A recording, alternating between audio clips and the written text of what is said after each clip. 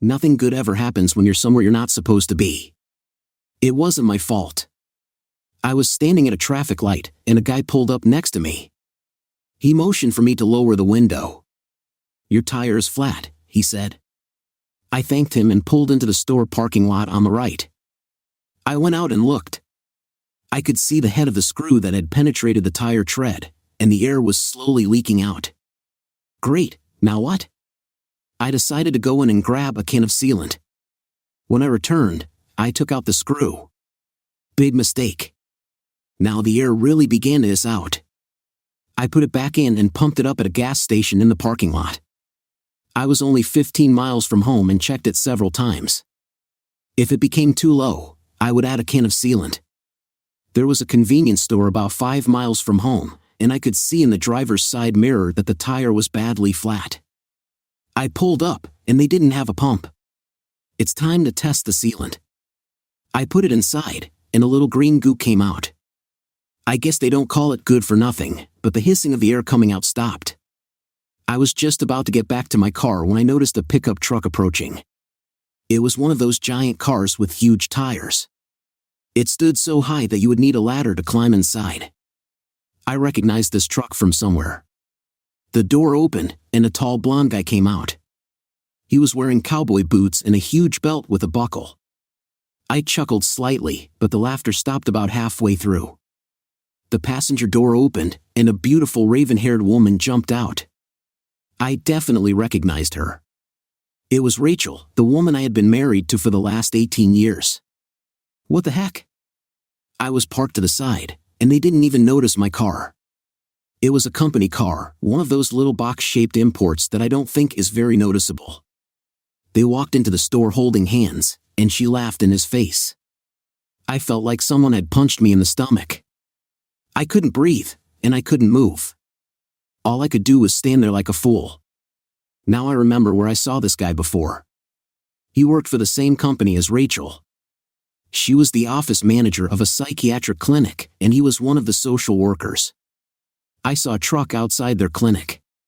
The question was, what did Rachel do with him? I couldn't remember his name. It finally came to me, Jerry Garner. The question was, why wasn't Rachel at work? I was going to find out. I returned to the car and waited. He helped her sit up as they walked out of the store carrying cups of coffee. They ran off with a roar, and I followed them at a respectful distance. They drove up to our house, and he pulled into the garage. The door dropped down, and I couldn't see anything anymore. I sat there for 30 minutes, but the thought of the tire made me nervous. I kept checking on it, but if it was coming down, I didn't see it. 2 hours later, the door opened, and they drove past me. I held the file folder in front of my face, but I still don't think they would have noticed. She was sitting directly across from him, and they were too busy staring at each other to notice anything else. Rachel wouldn't be free until 5 o'clock, and it was already 2:30. I would have enough time. First, I would have to go inside and see what I could find. I had to pick up Toby at 4 o'clock, and I had no idea what I was going to tell her. Toby was my 15-year-old daughter. I couldn't imagine what I'd find inside, but maybe I'd get some answers. When I walked inside, everything was quiet. I heard water dripping from the faucet I was about to fix in Toby's bathroom. It was the only sound other than the rustle of air coming out of the air conditioning vents. I looked around but didn't see anything unusual. I checked upstairs. The bed was made, there were fresh sheets. My heart sank like a stone. I leaned my back against the wall and slid to the floor. I felt numb. There seemed to be only one rational explanation. I must have sat there for about 30 minutes. My mind was in freewheeling mode.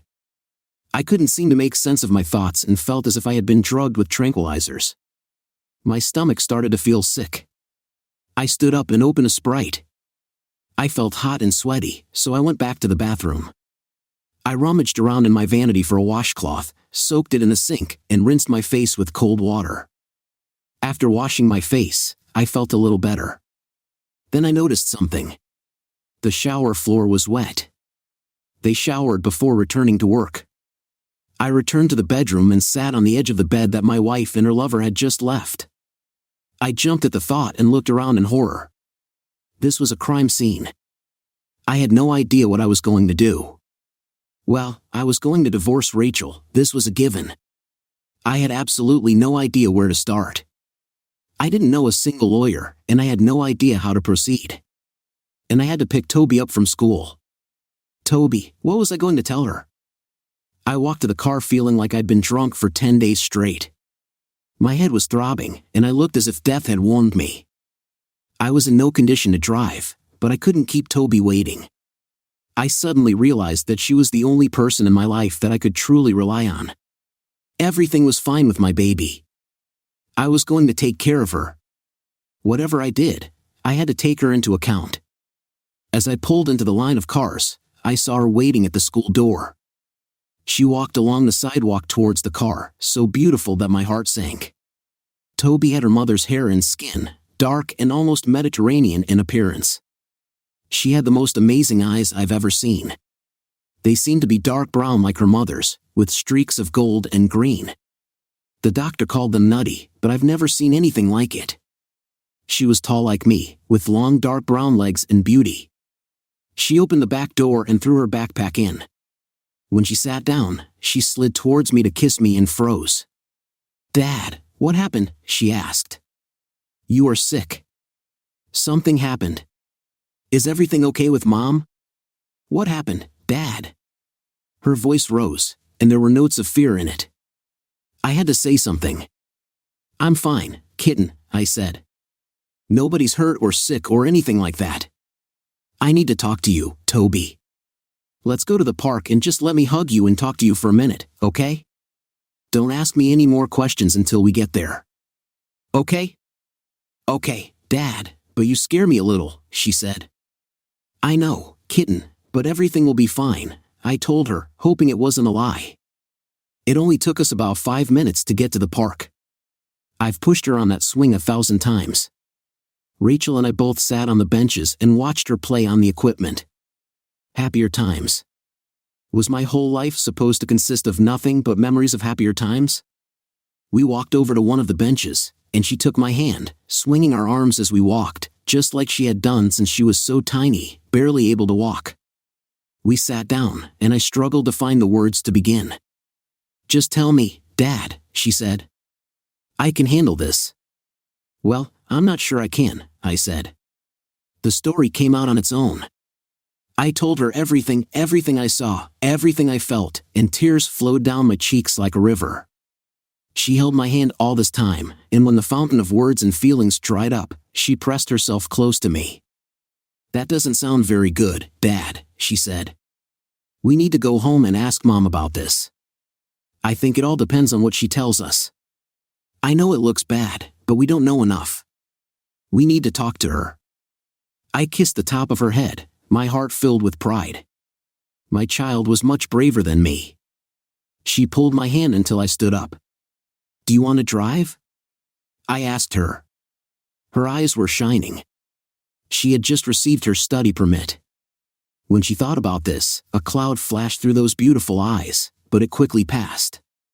She carefully drove home. While Rachel's car was parked in the garage, it was her who greeted us at the door, hugging and kissing each of us. You'd think she wasn't cheating, either she was an Oscar-winning actress, or I misinterpreted the whole situation. "Do you two want anything to take out tonight?" she asked. "I'll treat you." "I think we just need to talk to you for a minute, Mom," Toby said. "Okay, everything okay, baby?" "I don't know," Toby said. "Let's find out." We walked in, and I sat down on the couch next to Toby. This left Rachel sitting in that disgusting chair that she simply had to have. "What's happened?" she asked. There was not an iota of worry on her face. "How was your day?" I asked. She looked at me curiously. "Everything is as usual," she said. One of the pharmacy representatives brought lunch from the onion bin. It was quite busy, and I hardly had a free minute. "Why are you asking this?" "So, you were in the office all day?" asked Toby. "Of course," she said. "What kind of questions are these? What's happening?" "So, you weren't in the house with Jerry Garner this afternoon?" I asked. Her face turned pale. Of course not, she said. Are you accusing me of something, Oliver? I saw you, I told her. You didn't see anything, she stammered. Now, what are you trying to do? He's lying, Toby. I was in the office all day. You can ask Angel. No, I don't think he's lying, Mom, Toby said. I think you're lying. I won't ask Angel, she would lie for you. I think I'll call David Jones, he's your boss, right? I don't think he would lie for you. What's his number? He got off the night shift, Rachel said. I'll ask him to call you tomorrow. What are you two doing? Are you trying to trick me or something? You think you can just come here and try to trip me up? What are you accusing me of? I think she believed the best defense was a good offense, I told Toby. I think you set yourself up, Rachel. All three of us know you lied. Why do you do it? I saw the wheels turning in her head. Okay, I was here, she said. That's the reason I didn't want to tell you. I knew that you would give me a third-degree interrogation and try to accuse me of something. Nobody accused you of anything, Toby said. Now, I'm accusing you of something. You tried to make me believe that Dad was a liar. You tried to make him out to be a liar to cover up your lies. What are you lying about, Mom? Are you having an affair with this idiot? You don't even know him. Why did you say he was an idiot? I met him twice, Toby said. The way he looks at me makes me want to take a bath, but it does not matter. Are you having an affair with him? Rachel's eyes darted between us for a moment, like those of a trapped animal. I didn't want it to be like this, she finally said. I wasn't ready. You weren't ready for what? Asked Toby. I just fell in love with Jerry, she said. She looked at me. I'm sorry, Oliver. It just happened that way. You know we work very closely together. He was there. I don't know, he is like the other half of my soul. We just connected, and I couldn't help it. We are in love with each other. I was going to tell you when we were ready. As soon as we can both get a divorce, we will get married. I am so sorry I didn't want you to find out about it this way, Toby. Everything will be fine. You will still be able to see your father whenever you want. Jerry has a really nice place on the lake, you know? He also has a daughter he likes you, and we will be very happy. Are you crazy? Toby practically exploded. I'm not going to live with this. He would probably sneak into my bedroom at night to molest me. You are right. I will see my dad anytime I want because I will live with him.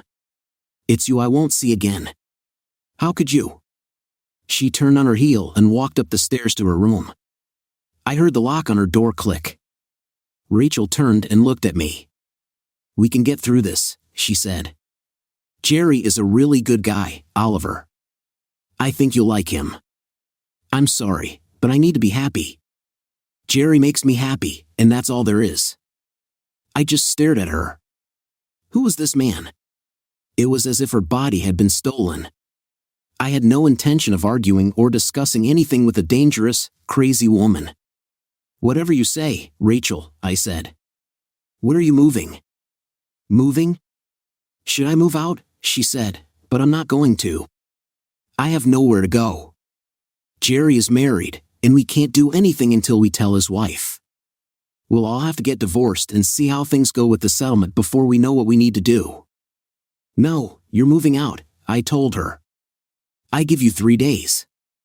Her jaw dropped. What the hell are you talking about? You can't kick me out of my own home.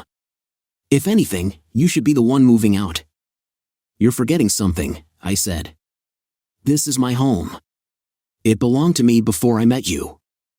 It was paid for, and I clearly owned it before we got married.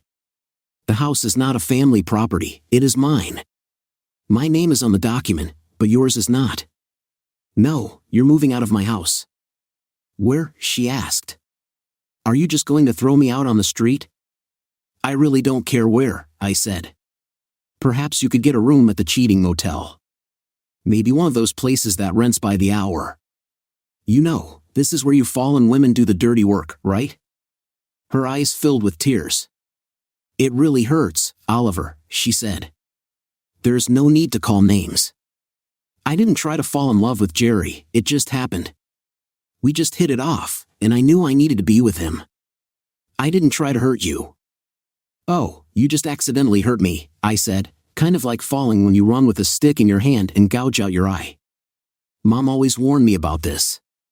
Now I see how it happens. Well, then, everything is fine. It was an accident, and there's no need to be so sarcastic about this either, she said. Why can't you just accept the fact that we love each other, Oliver? Gee, I don't know, Rachel, I said. Maybe it has something to do with the fact that when I left this morning, you told me you loved me. Now you tell me that you love him. I guess I'm just a little confused. I really love you, Oliver, she said. I will always love you. I'm just in love with Jerry. Oh, well then, that explains it all, I said. You told me every day for the last 18 years that you were in love with me, Rachel. I thought that's why we got married. We were in love with each other. I must have been delirious. Oh, no, we were in love. She tried to take my hand. I shook her hand off. You have 3 days, Rachel. If you're not out in 3 days, I'll have the sheriff turn you out and throw you in the driveway. Please, Oliver, she was scared now. It doesn't have to be like that. We can still be friends. Jerry wants to be your friend, too. We need to think about Toby. I told you that I love you and don't want to lose you as a friend. We've been together too long for you to just throw this away. I just looked at her for a minute. I felt all this sadness, all this loss, just melt away to be replaced by a wave of white-hot anger. You must be completely crazy, Rachel, I said. Friends with you? With this idiot? I kind of think not. You need to tell that piece of trash that if he sees me, it won't be for long. Just before he runs away as fast as he can, as far as you are concerned, you are the enemy, Rachel. I'm going to burn your house down. You have 3 days, and then I never want to see your scruffy ass again. I'll talk to a lawyer in the morning, and you can get your divorce as quickly as possible. I turned and went into the bedroom, leaving her standing there and making some noises. That's all they were to me. She followed me around, continuing her nonsense about friends the entire time I was moving her things into the spare bedroom. She had more clothes in her closet than I could carry, so I just threw them on her bed, carried the armful into the spare bedroom, and hung them in the closet. She followed me. She stood there for a while, yapping and watching me, but when she went to hang up her clothes, I took advantage of the situation to leave and lock the bedroom door. I heard her walk down the corridor, but she pulled the handle and then left. Toby texted me a few minutes later, "Are you okay, Dad?" "Yes, kitten, and you?" I wrote a response message. "No, but I will," she said. "Okay, I love you," I sent. "Write to me if you need anything." "Will you take me to school in the morning?" she said. "I don't want to be in the car with her," I replied. Fine. I climbed into bed and lay there for several hours, trying to figure out what I needed to do. I must have dozed off around 3 o'clock, and then the alarm on my phone went off. I got up, took a shower, and called my boss. I told him I was getting a divorce and needed a few days off. He told me to take as much as I needed and made all the right noises about how sorry he was. I went and made coffee. I had a cup or two and prepared breakfast for Toby and me. She came down right on time, looking as beautiful as ever, and greedily devoured her breakfast. After a while, Rachel came in and grabbed a cup of coffee. She tried to talk to us, but we ignored her. It was time to take Toby to school, and Rachel asked her if she was ready. Toby just looked at her, turned to me, and asked, "Are you ready, Dad?" I jingled my keys, and she grabbed her backpack. "Okay, you can act like 2-year-olds if it makes you feel good," Rachel said. She stalked away, picked up her purse, gave us another glare, and left. I drove Toby to school, and she kissed me on her way out. I sat and watched her leave.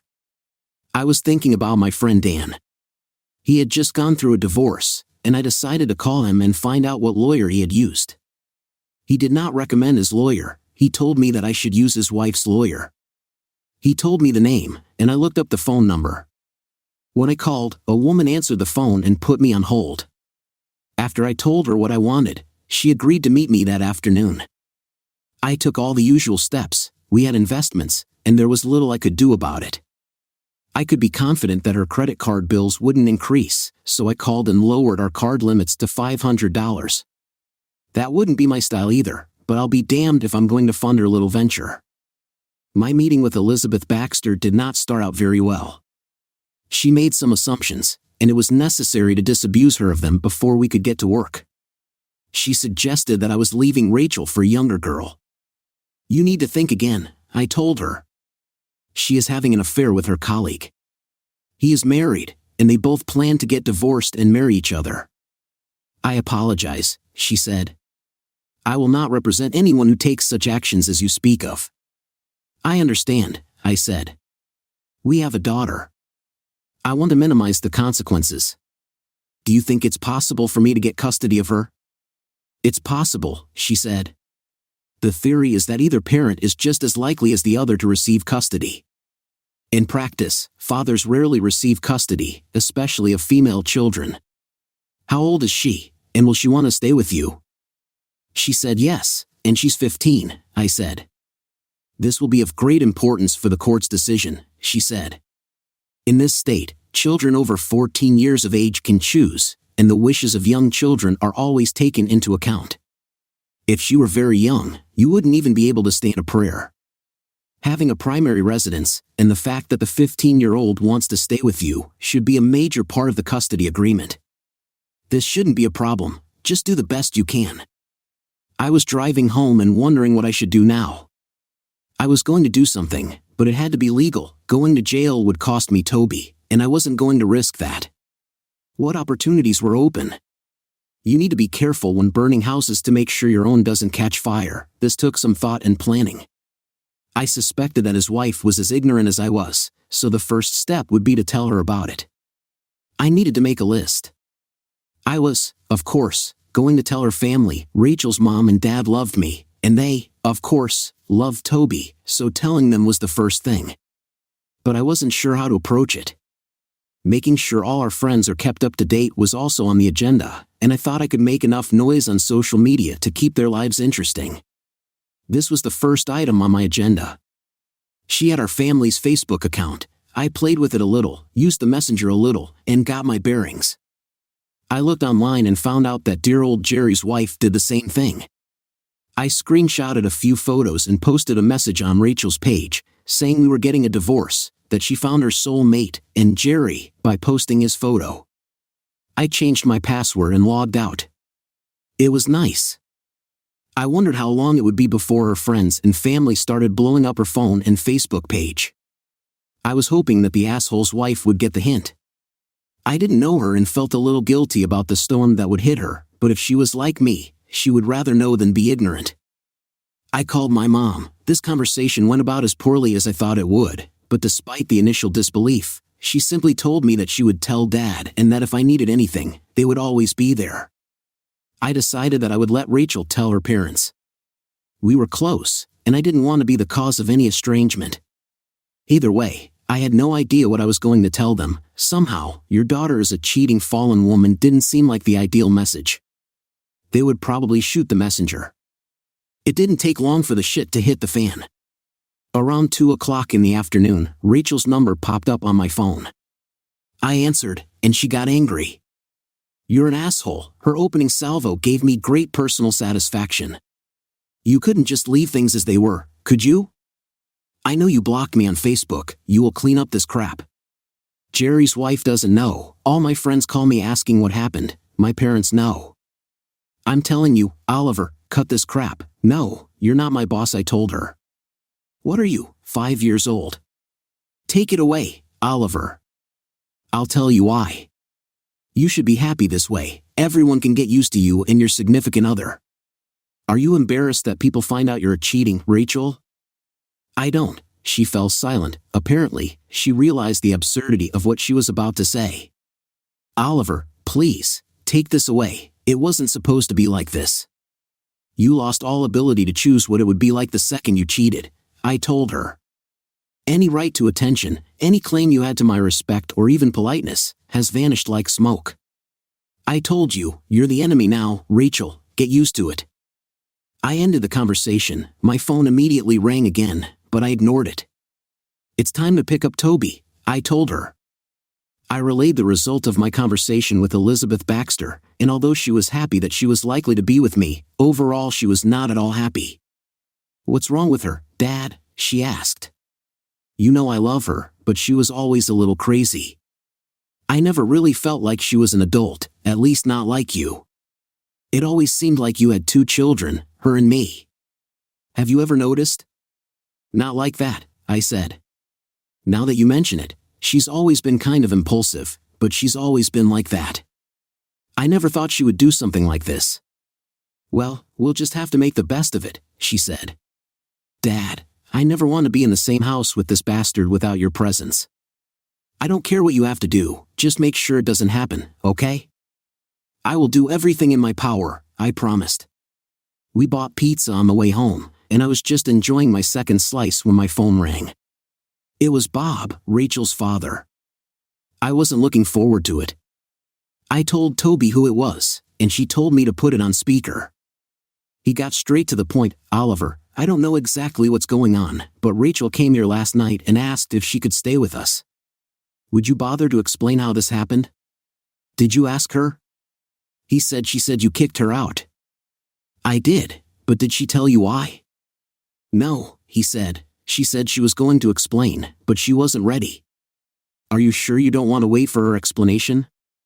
Can't you just tell me? He asked. She's having an affair with Jerry Garner, the guy she works with. He's planning to divorce his wife, and she was planning to divorce me, and they're dating, I said. What? This is crazy, Oliver. How did you know that? He asked. Yesterday I found them together, I said. Besides, she told me herself. Are you sure you heard right? He asked. Toby spoke. Hi, Grandpa. I listened carefully. Dad is talking to you on speakerphone. There's no misunderstanding here. I was there when she told him. I'm very sorry. Grandpa, I love you, she sobbed, and he heard it. When he spoke again, his voice cracked. Don't cry, love bugs. Please just be strong, okay? I love you too, and Grandma too. I'll try to reason with your mom. Oliver, are you still here? He asked. Yes, I'm sorry, Bob, I said. Don't worry about Toby, you are her grandparents, and nothing will ever change that. I know you love Rachel, and you will do what you have to do. I respect you more than I can express in words. I hope you don't hate me when this is over, I said. That will never happen, he said. I'll find out what's going on. Call me if you need anything. Everything went better than I feared. When shit happens, you do the best you can. There's no need to describe in detail what happened during the divorce process. Most people know plenty of people who have been through this. It was long, painful, and it didn't get any better. Rachel appeared to be delirious. She imagined that she would get custody of Toby. That did not happen. Miss Baxter was as good as advertised. I was awarded full custody based on Toby's desire to live with me, and after hearing Toby in private, the judge ruled that Rachel was entitled to unlimited visitation, but not one that would involve Toby being alone with her and Jerry Garner. In any case, this is no longer a problem. His wife divorced him, but it seems the whole soulmate thing was a bit exaggerated, at least on his part. 2 weeks after I learned of their affair, he began a new conquest. All those grandiose plans evaporated like fog on a sunny day. It took 7 months for the divorce to become final. Rachel changed her mind. I was surprised during our second court appearance when she asked the judge to schedule counseling. Nothing I or Miss Baxter could say seemed to have any bearing on the case, and the judge ordered it to be so. We were supposed to have 8 to 10 sessions. He was some weird old hippie. In the first session, we were asked to state our goals. Rachel's was long and intricate. She seemed to think that I should realize that the pursuit of her happiness was the main purpose of the universe and that I should understand that she did not mean any harm, only happiness. Mine was much simpler. What are your goals for this class, Mr. Barron? He asked. My goal is to finish them off, I said. Our spirit guide frowned. Mr. Barron, are you really not interested in working under problems that have brought your marriage to this point? He asked. I'm sorry, Mr. Rodman, but it wasn't my problems that brought my marriage to this state. and I really have no interest in working on them. I am quite happy with my problems and fully intend to die with them, I said. Rachel was as horrified as Mr. Guru and did not hesitate to boldly intervene. Oliver, how are you going to pick up where we left off if you don't want to at least discuss it? I don't know, I said. Let me make this clear for both of you. I don't care at all about going back to what we were working on problems. I'm here by court order. I will do my best to comply with this court order, then we will go back to court and get a divorce. That's my plan. Did you know that if I go back to the judge and tell him that you have refused to cooperate, you could be held in contempt of court? Said Mr. Guide. I don't know about that, I said. You mean if you go back to the judge and lie? These sessions are recorded. I'm sure my lawyer would be happy to subpoena the records and expose your perjury. I'm here, I'll do whatever you say. You asked me about my goals. I told you what they are. See? I'm cooperating, I said. He blushed. I'm sure the judge expected you to try to resolve the issues between you, he said. I am not responsible for the judge's expectations, I told him. I am responsible only for myself. He tried to complicate things. He gave me homework that included spending significant time with Rachel, and she worked hard to wear me down. Oliver, what will it take for you to give up on the divorce and deal with this? She asked. God's providence, I told her. She waited for me to explain it, but I didn't say anything. What do you mean by the action of God? She finally asked. Well, if you have a way to turn back time and get rid of dear old Jerry, it will work, I said. Other than that, I have never heard of anyone other than God having such power. Have you developed any abilities that you haven't told me about, Rachel? Well, except for the ability to attract other men with your feminine charm. We wandered on, the dull exercise gave way to a meaningless mantra, and finally, they were over. We went back to court, and the judge asked if we had made any progress. Your Honor, there is no way that my client intends to remain married to his wife, Elizabeth Baxter said. We would like this divorce to be finalized as soon as possible. My client and his daughter have been involved in this process for quite some time. Apparently, the judge agreed because 10 days later, the ruling arrived in the mail. Toby saw her mother quite often, as she loved her grandparents and spent a lot of time with them. Rachel sometimes planned things that Toby would agree to do with her, but it was never the same. She was hanging out with her friends, and one, in particular, seemed to be at the top of her list. She was a tiny blonde named Sabrina. It seemed like she practically lived with us.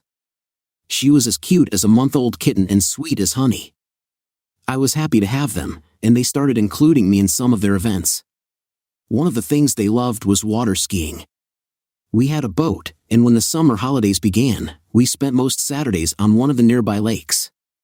On Monday, they asked me if we could go to the lake for the weekend, take our van, and stay there until Sunday evening.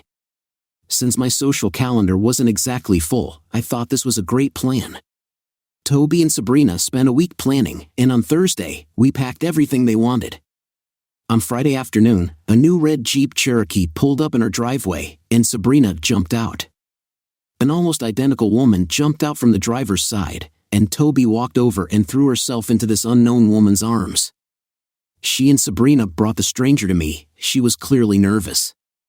Dad, Toby said, this is Julie, she's Sab's mom, and I know you haven't met her yet. Julie extended her hand. Hello, Oliver, the girls told me so much about you. Thank you for inviting me along this weekend. To be honest, I felt a bit envious seeing you spend so much time with them instead of me. She grinned mischievously, and I quickly realized why her daughter was so charming. Toby shot me a disapproving look, and I felt a tremble in my knees, knowing when to yield. The tremor intensified as I glanced at Sabrina, and she arched an eyebrow. This will be fantastic, I said to Julie, rendered speechless. We always have a blast. She wasn't naive. She glanced between me and the girls, then back at me. Oh my goodness, she exclaimed, you didn't know, did you, girls? Before she could say another word, she was engulfed in a cascade of hugs, kisses, and reassurances. Please, Mom, don't worry about it. We always have so much fun, Sabrina said.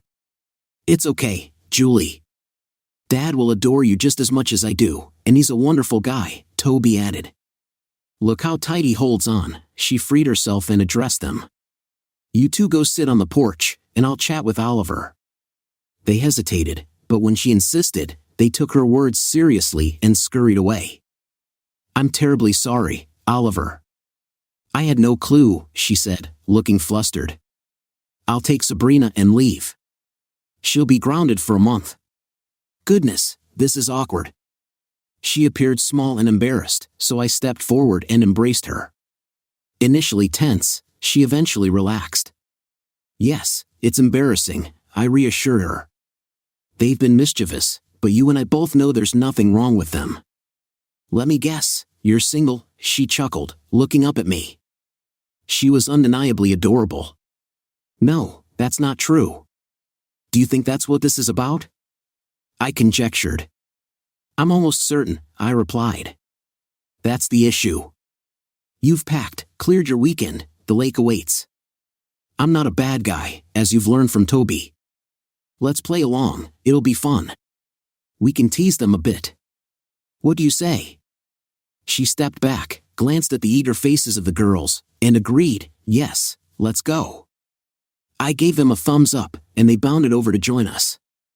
As Toby approached, brimming with enthusiasm, I halted them, taking one under each arm. That wasn't very nice, I chided gently. Sabrina looked up at me, giggling, her voice mimicking Skeletor's.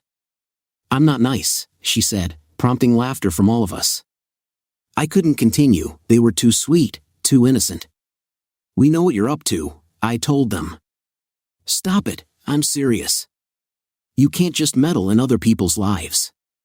But I love Julie, and I didn't know how to introduce you, Toby protested. You could have simply told me, I replied. She seemed a bit crestfallen. It's okay, kitten. Just don't do it again, I said, and she immediately perked up. Sabrina tugged at my hand. Let's go, I can't wait. It's going to be amazing, Oliver, you'll see, Julie laughed. I think that's enough of the mischief, I said, smiling, but yeah, we're losing daylight. We retrieved 2 bags from her Jeep and settled inside. After securing the boat and grabbing propane, we hit the road. It was a half-hour drive to the lake, and Julie sat in the front next to me. The girls started playing some terrible music through their Bluetooth connections, and we got to know each other. It turned out that Julie had her own insurance company and was also a financial planner. I noticed her when I looked at her while talking. God, she was cute, I thought. She would look exactly like she did when she was Julie's age. She looked quite a bit younger than me, and it turned out that she was 3 years younger. She was probably a little over 5 feet tall, had light brown hair down to her lower back, and a nice tan. She had huge brown eyes, high cheekbones, and a perfect little heart-shaped face, including a dowager's hump on her wide forehead. She was wearing jeans and a button-down top, but she was slim and lithe. I didn't want to make fun of her, so I didn't really pay attention to her until we got to the lake. We had permission to park the boat, then the van. They kicked me outside while they changed clothes, and in the meantime, I turned on the water. They came out when they finished changing, and I went in, put on my swim trunks and t-shirt, and we were ready. We grabbed a cooler full of drinks and hit the road. We ran a couple of miles down the lake, and they were ready to ski. Their long t-shirts were off, and the girls were their usual awkward selves. Julia was someone else, there was nothing awkward about her. I said she was slim, but she was tiny. She was a real woman. When she turned to watch the girls leave through the back door, I nearly lost my mind. Her bikini hugged her stunning ass. It was small, round, hard, and protruded forward like a shelf. She turned and caught my gaze. She just smiled and winked at me. She had tiny breasts, but anything else on her would look weird. They didn't look tiny on her, they were just perfect. Everything about her was perfection in miniature. Like she asked, her smile eased the pain, her teeth were also perfect. I laughed. For now, you know what you look like, Julie, I am a man. She came and sat down so that she could talk to me and at the same time look after the girls.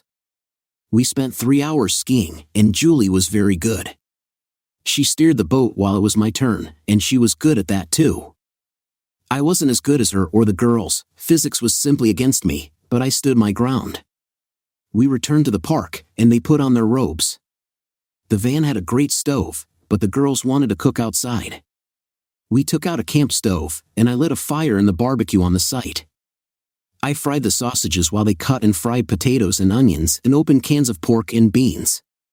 We cooked and packed a few things at home, but it was our first night, and camp food is always delicious. We sat down at a picnic table provided by the club, and soon it felt like we had known each other all our lives. Julia became Jules, that's what the girls called her, and she liked it.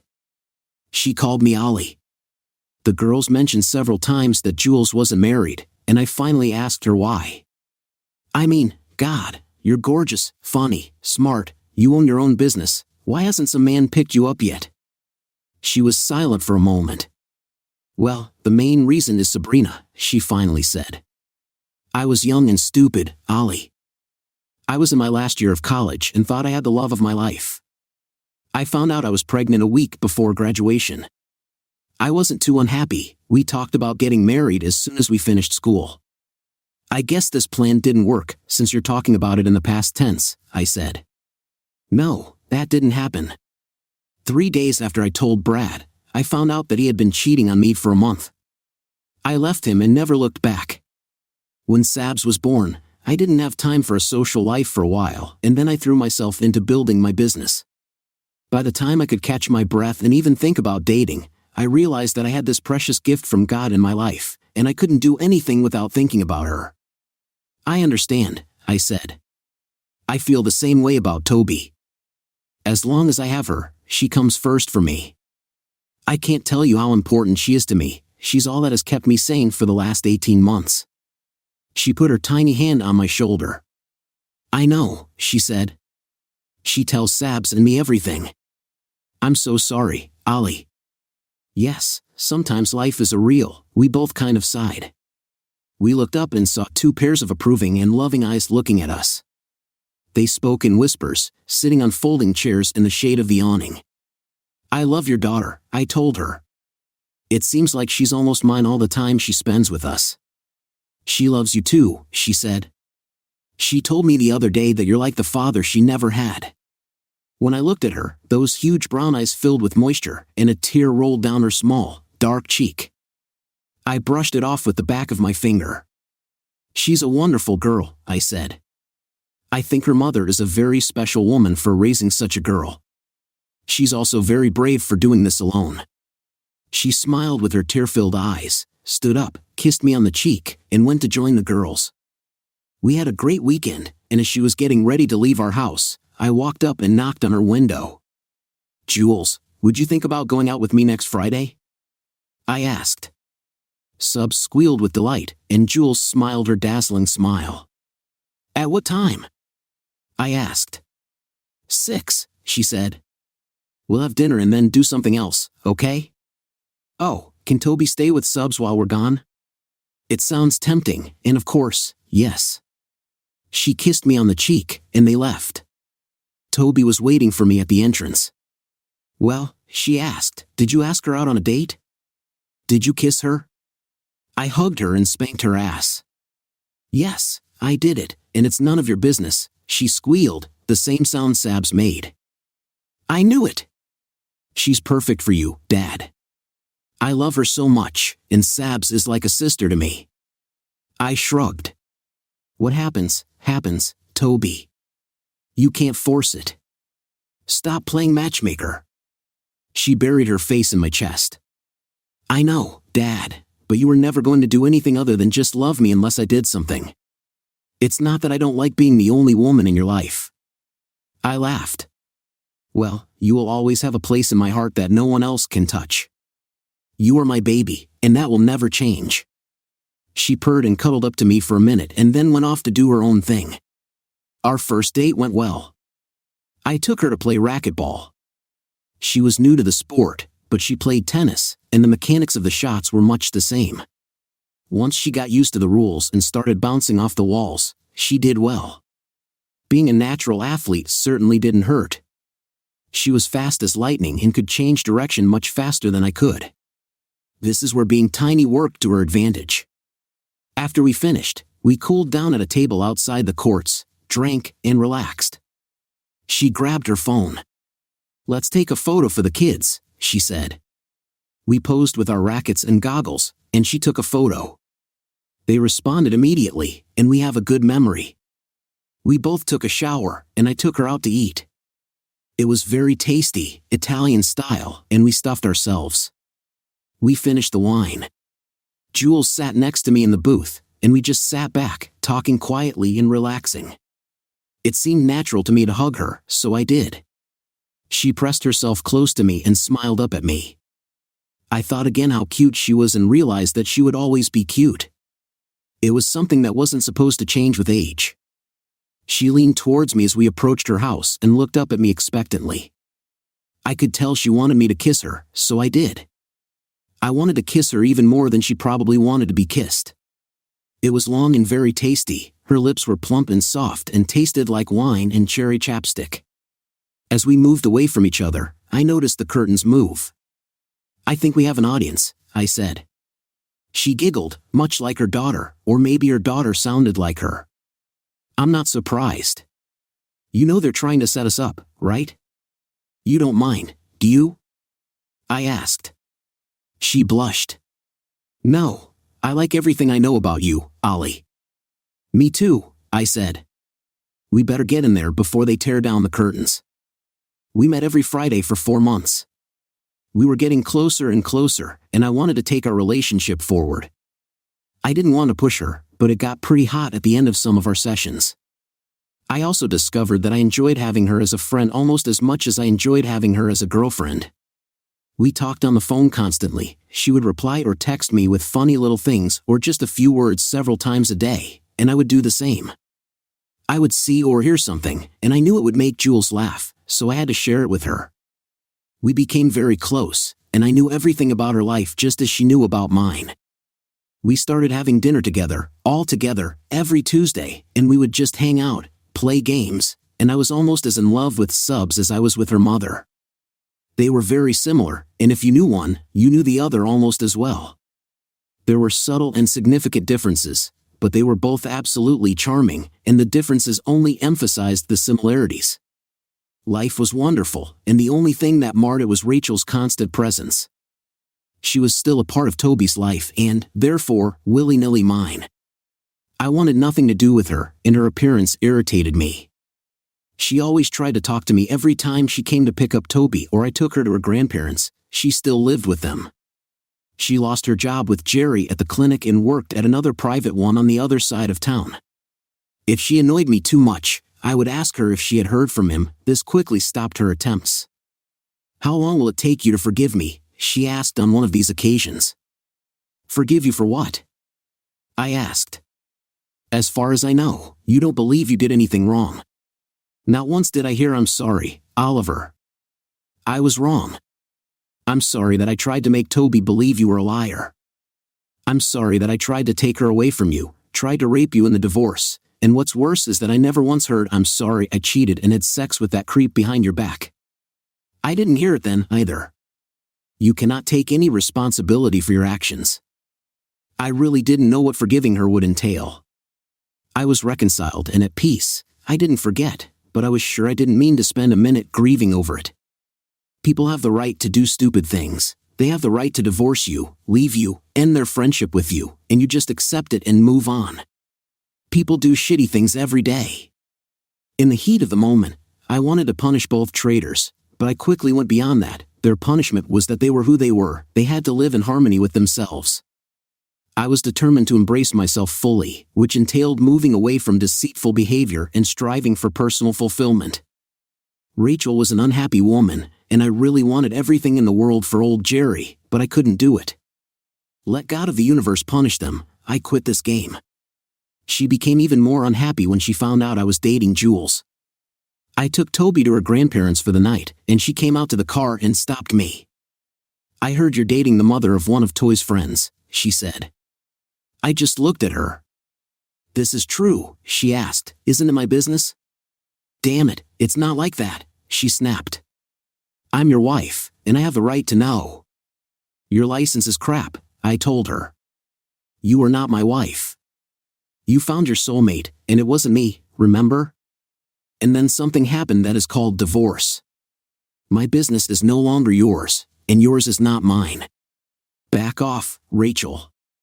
Don't poke your nose into my affairs anymore.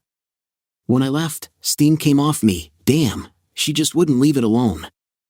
I told Toby what happened. She was just as furious as I was. From that day on, I took Toby to her grandparents, and Rachel brought her to our house.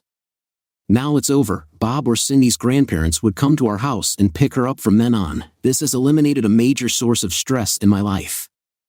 On the 7th-month anniversary of our trip to the lake, I took Jules out with me. We went to a nice restaurant and a club. She drank little, only beer from time to time or one sip. She had 2 children that night. I raised an eyebrow when she ordered a second one. She laughed. Yes, I'm wild and crazy today, huh? You are perfect as always, I said. Do you really think so, Ollie? She tilted her head to the side. Because I think you're pretty perfect too. If I'm so perfect, why didn't you invite me to stay the night? I must have looked pretty scared because she laughed. Haven't you ever considered it? I've been quite preoccupied since that first day on the yacht, seeing you in that bikini. When we began dating, I realized you were special, and I didn't want to pressure or frighten you. You won't scare me away, she assured me. I told the girls not to wait for me, I mentioned. So, what are we doing here? I inquired, eager to change the scene. Oh my, Jules, let's leave this place, I suggested, feeling a rush of excitement. Would you like to spend the night with me? Her cheeks flushed as she took my hand, allowing me to lead her away. She melted into me as we walked out, resting her head on my shoulder and holding my hand all the way home. After dropping her off in the garage, she snuggled with me on the way to the bedroom. Turning her around at the foot of the bed, I kissed her tenderly. It was an electrifying kiss, continuing until we paused to catch our breath. As we gazed into each other's eyes, she whispered, "Make love to me, Oliver," her voice tinged with apprehension. It's okay, Julie. I love you. You know that, right? I reassured her, needing to express my feelings. I thought so, she murmured, but I needed to hear it. Returning her embrace, I unzipped her dress slowly, savoring each moment. Her skin felt like satin under my touch, and as I removed her dress, revealing her petite figure, she looked like an enchanting vision. She wore delicate blue lace panties, enhancing her allure. I pulled her close, relishing the sensation of her body against mine. Carrying her to the bed, I marveled at her beauty, her blonde hair cascading like a halo as I laid her down gently. Our lovemaking was tender at first, gradually intensifying as we surrendered to passion. She was ardent and vigorous, pouring her heart into our union. As we reached climax together, I felt a deep connection, like pouring my soul into hers. We embraced passionately, murmuring declarations of love until exhaustion overtook us. Drifting into sleep in each other's arms, we shared intimate moments throughout the night. Awakening beside her, I watched her sleep peacefully, feeling an overwhelming sense of contentment. She stirred, pressing herself against me, murmuring softly. My place is here, Ollie, she declared. I know, I replied, overcome with emotion. Would you like to wake up here every morning? I proposed, watching her reaction carefully. She hesitated, then shook her head. No, honey. Well, yes, but something is missing. Wait here, I said, slipping out of bed, determined to make things right. I can hold this thought, she said, but I can't hold anything else. I need to go to the toilet so bad. I chuckled and playfully swatted her behind, eliciting a squeal. Go then, we'll meet here, I suggested, watching her scamper away like a little naked fairy. Heading down to my office, I made a quick stop to use the facilities myself. Retrieving what I needed from my safe, I returned to find her curled up under the blanket. Slipping inside, I took her left hand in mine once more, gazing into her eyes filled with love. Julie, will you marry me? I asked, sliding the ring onto her finger. It was too big, necessitating a resize, but it would suffice for now. Examining the ring, she remarked, "This is wonderful. It looks old. Where did you get it? When did you receive this? Remember when I mentioned going to the auction about a month ago?" I prompted. Well, they were auctioning off the estate, right? Yes, I remember, she replied. They were auctioning off the estate. What I didn't tell you is that I saw this ring in a catalog and went with the intention of buying it and asking you to marry me. It was made in England around 1810 for the Duchess of Avon. It has quite a history. Do you like it? I inquired eagerly. I love it, she exclaimed. This is the most beautiful ring I've ever seen. So, are you going to answer my question? I teased. What? Oh, yes. Oliver, yes, I will marry you. Oh my God, yes, she exclaimed, laughing joyfully as I enveloped her in a tight embrace. We need to notify the girls, she suggested.